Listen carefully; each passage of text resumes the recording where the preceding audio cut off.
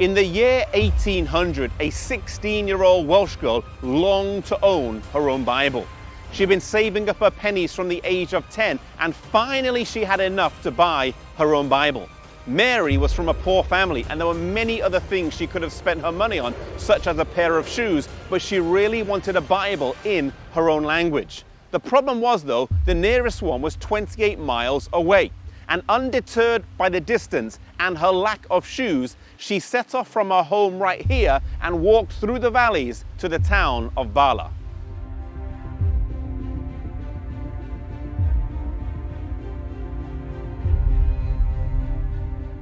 Arriving here in the town of Bala, she went to the home of Reverend Thomas Charles. Today his home stands on the high street and has now been converted into a bank. He was so inspired by her story that he sold her 3 Bibles for the price of 1. One of those today is in the National Library in Wales, and another one is at Cambridge University's library.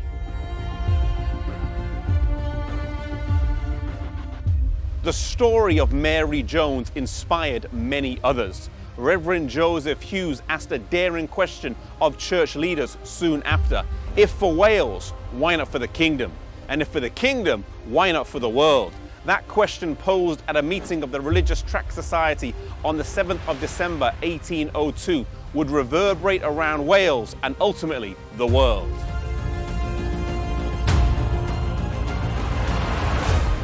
Captured by the vision of the Bible being readily available in the language of the people, William Wilberforce and other members of the Clapham sect sprang into action.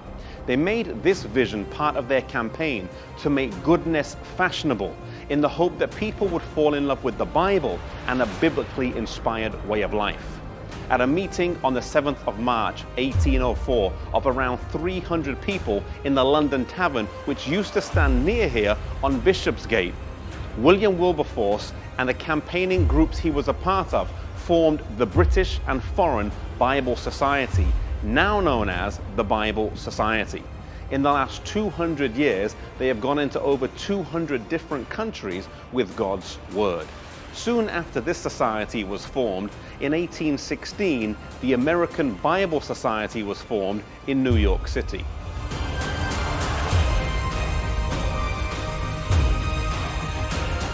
Later in the 19th century, inspired by Hudson Taylor and the China Inland Mission, 7 students at Cambridge University, later known as the Cambridge 7, gave up promising careers and sailed to China to be missionaries.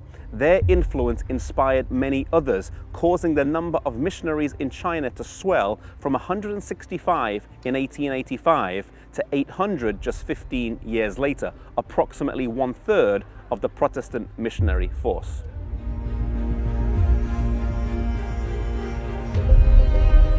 The Keswick Convention also had a profound impact on mission service, inspiring many people to devote their lives to the service of God in faraway lands.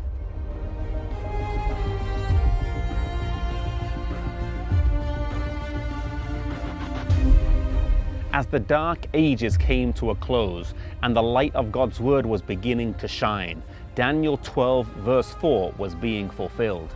The 1260-year prophecy, which came to a close in 1798, coincided with the words of Daniel, who said that many shall run to and fro, and knowledge shall increase.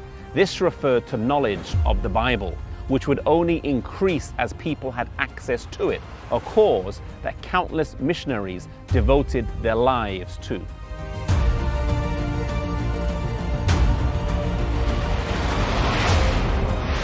Today, mission service may not be as cutting edge as it was back then, or the Bible as new, but the need for both is still vital. The Great Commission still applies today. There are countless people who have never heard of the Bible and who have no idea what Christianity is. Maybe God is calling you to be a missionary, to leave your home, your place of comfort, and fly away to a different land and be a missionary for God there where people have not heard of Him yet. May we treasure God's Word as did Meri Džouns, and may we go wherever God calls us.